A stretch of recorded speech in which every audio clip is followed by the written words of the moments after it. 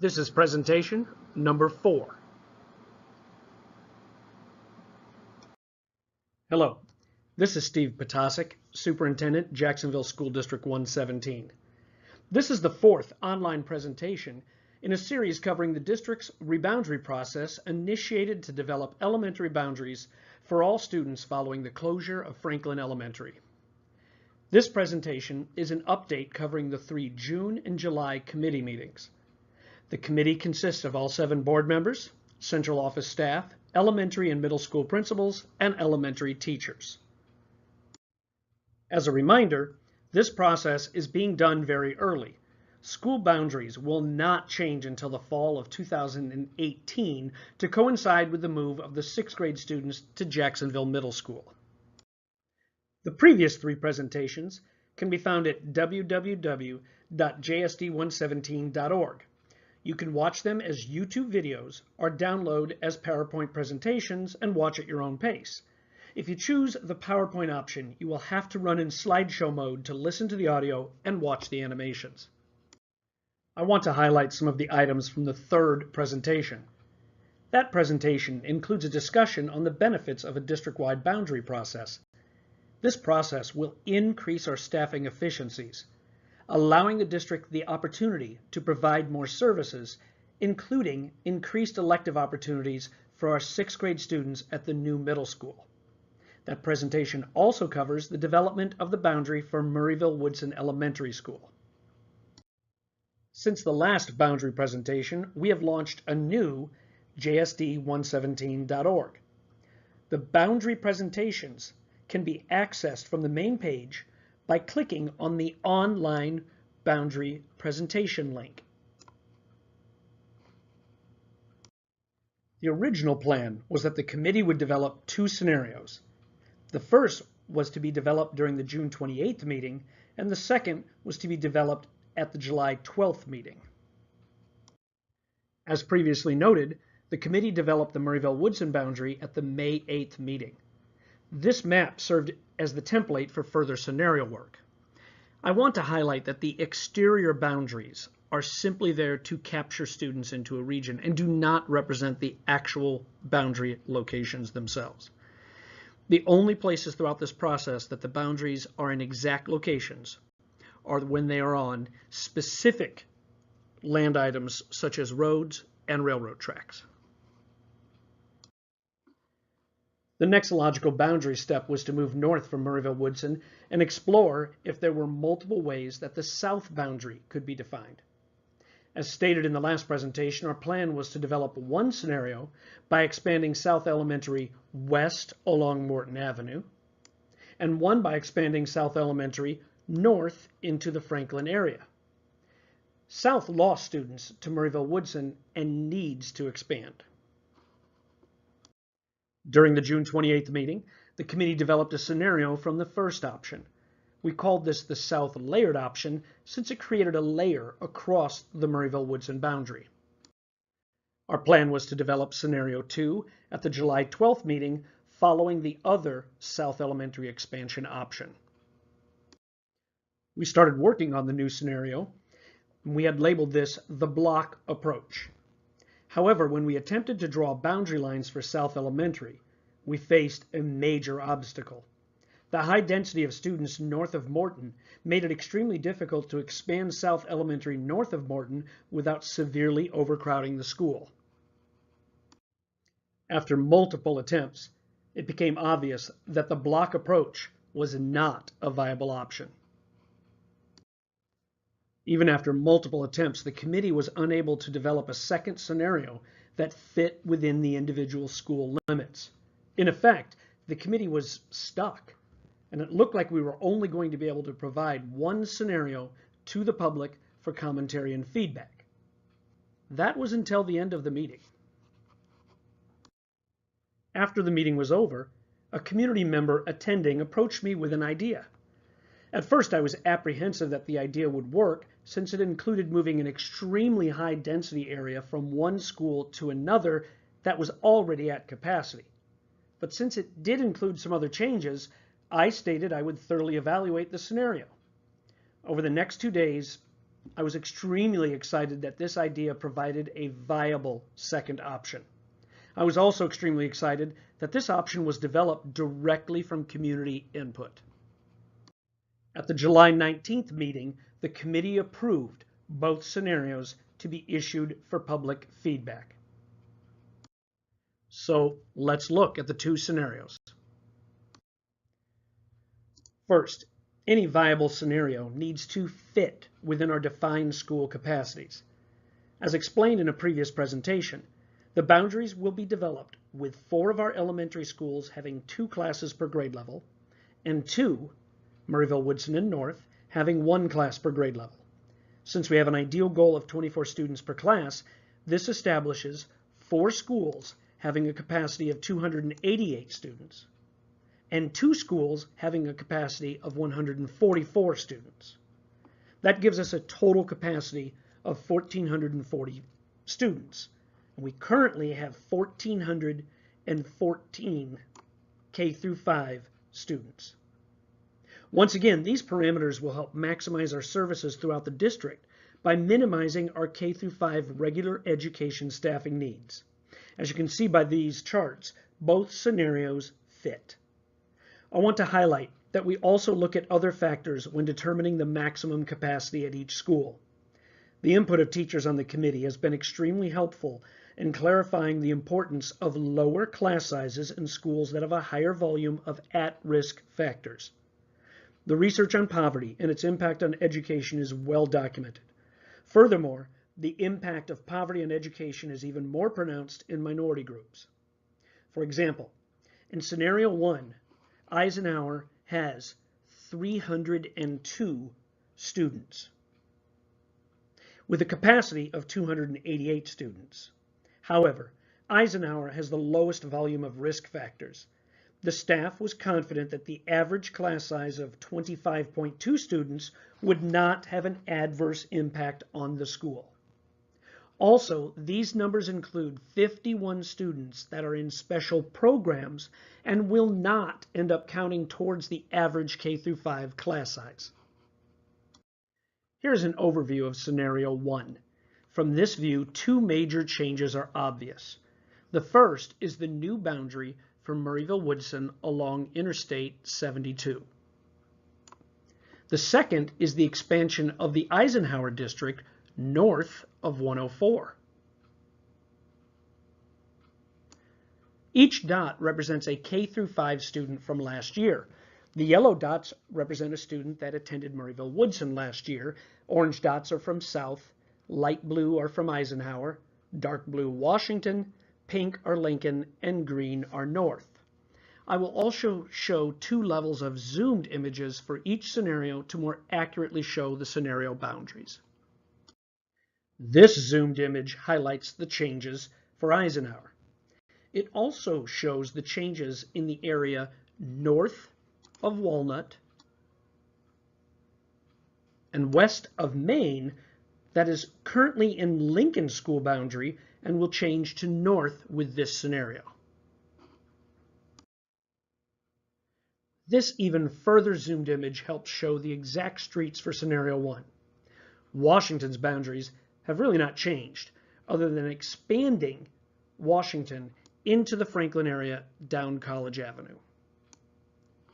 This area that used to go to North will be going to Eisenhower in scenario 1. The Lincoln boundary in this area is moved from Sandusky to Caldwell. So these once Lincoln students will be attending Eisenhower in scenario 1. You can also see in the scenario that both Rolling Acres and Prairie Knolls will be attending South. This image also helps clarify the changes from Lincoln to north of Walnut. I also want to highlight this area on Massey, just to the east of Walmart. This has always been Eisenhower because an Eisenhower bus picks up the students across the street. It was defined as Eisenhower for transportation savings. Notice that the 2 students here are light blue and attended Eisenhower last year. These small possible changes will be examined in more detail when we look at the busing changes with a final scenario. This is scenario 2. From this view, the most obvious difference is that this area north of 104 remains at North Elementary. South has also been expanded out to Highway 67.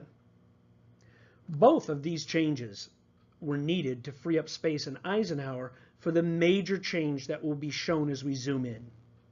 I want to highlight that Murrayville, Woodson, and Washington are identical in both scenarios.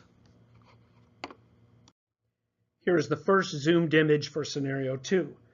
All of the important changes in this scenario are better highlighted at the next image. If you're watching on YouTube, please pause as needed to examine these images in more detail. This close-up more accurately shows the differences between scenario 1 and 2. The major change is that the entire Appleby Farms area and the Northwoods Mobile Home Park just east of Sandusky will be going to Eisenhower in scenario 2. Also, in this scenario, the western edge of Lincoln has been drawn at Sandusky. This means that the current North Elementary area between Sandusky and Caldwell will be attending Lincoln, and the North Elementary area to the west will be attending Eisenhower. One more difference to highlight is that in this scenario, Prairie Knolls will be attending North Elementary, while Rolling Acres remains at South. Here are some data charts to further analyze and compare both scenarios. Here's the demographic analysis chart for scenario 1 I presented to the committee. This image has an extensive narration, but the explanation can be used for further slides. In each measured area, the current column represents the students attending school last year, and the after column represents the school's numbers if that scenario is chosen. Let's first look at the economic section, and I'll use Eisenhower as an example. Our economic indicators are broken into 3 categories based upon lunch status. The first, auto. This line represents the percent of students from families that are participating in some form of federal assistance program and therefore automatically are included in the federal free lunch program. The next line that says free/RED, well, RED stands for reduced.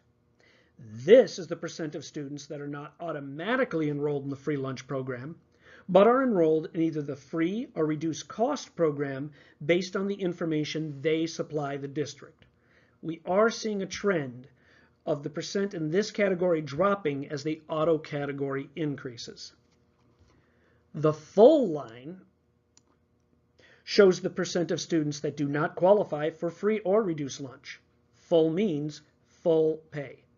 Of course, if the school has been approved for the CEP lunch program, then all of the students get a free lunch regardless of the individual category. But we do use these categories for school fees and as risk factors in our school improvement. The full line indicates the least risk. Once again, the correlation between poverty and educational risk is highly documented. This chart goes through a similar analysis based upon the race demographic for each school for the scenario. Each school also has a chart showing the change in the number of students per grade level. This chart shows that the overall goal of maximizing our K-5 staff through the staffing capacity plan has been met. It has been met in both scenarios. One obvious criticism of this approach in analyzing enrollments is that these students will not be the same students in 2018-2019. Last year's 4th and 5th graders will be at the middle school that year. However, if you look year to year, you will see a relatively consistent student density trend in each boundary area. Basically, As kids leave, a similar number of students from the same neighborhoods enter. This is the only way we can predict future boundary enrollments. However, because we are using predicted numbers, we will examine the actual impact 5 years from now with a boundary review.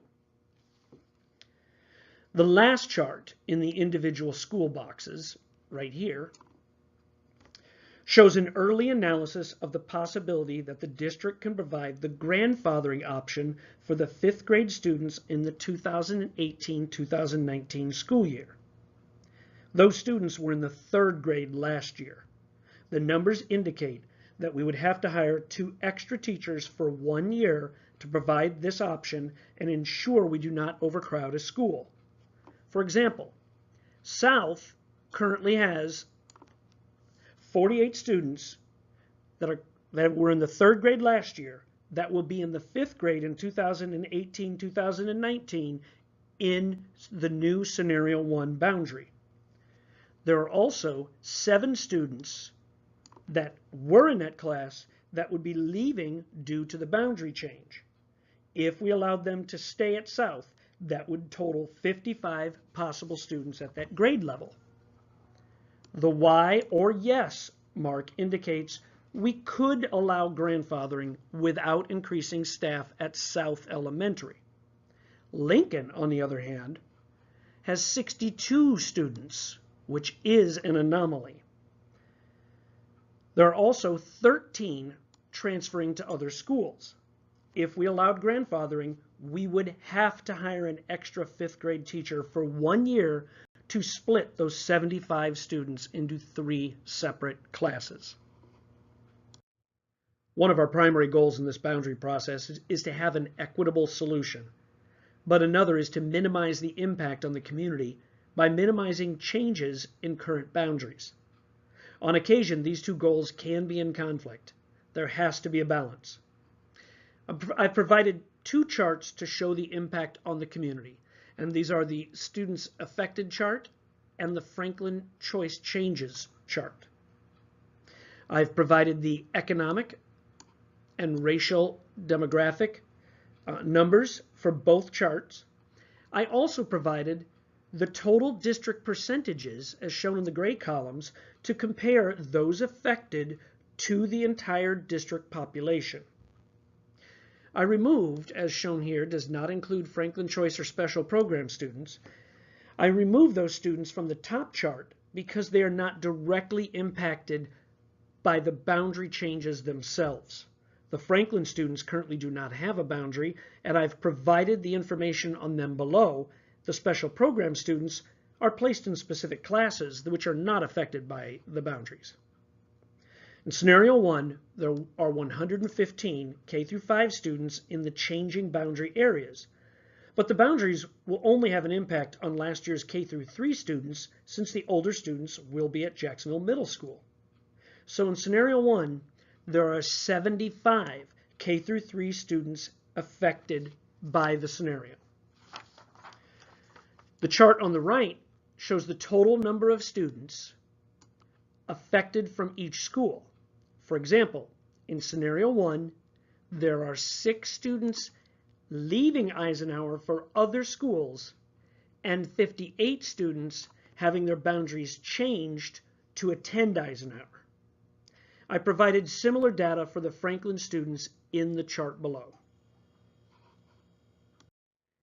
Here's the demographic change chart for Scenario 2. I will have at least a 10-second pause on all charts that do not need further clarification. If you want to examine these charts in more detail, either pause the YouTube video or download the PowerPoint presentation. Now I will present a series of charts comparing each scenario side by side for each individual school. I will also show a comparison of the total affected chart and the Franklin change charts.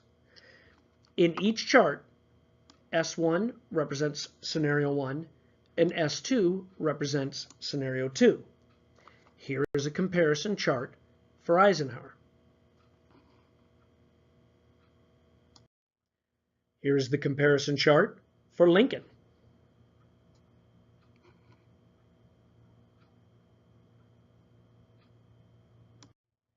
Here is the comparison chart for North.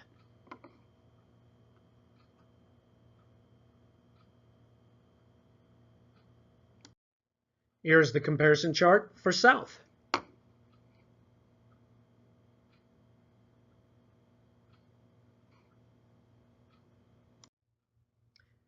Here's the comparison chart for Murrayville-Woodson, but please notice that Murrayville-Woodson is identical in both Scenario 1 and Scenario 2. Washington is also identical in both Scenario 1 and Scenario 2. Here is a comparison chart of the students affected by the boundary changes.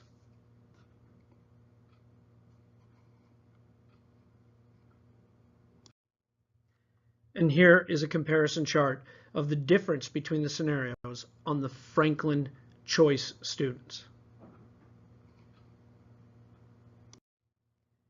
Here are our plans moving forward. From August 1st through August 31st, both plans will be made available for community input. By August 1st, the public will be provided with a link to a feedback survey. The survey will remain open throughout the month of August. Once the survey is over, I will provide the committee with the feedback. On September 6th, the committee will meet at 6 p.m. at the Jacksonville High School cafeteria to analyze the feedback and decide if one plan is ready to be issued to the Board of Education for approval. Do the plans need further development or tweaking? And do we need possible further community input before we move forward? Thank you very much for being involved with this extremely important event for the district and for the community. Please look for the survey next week. We want your feedback. We want your input. Thank you again.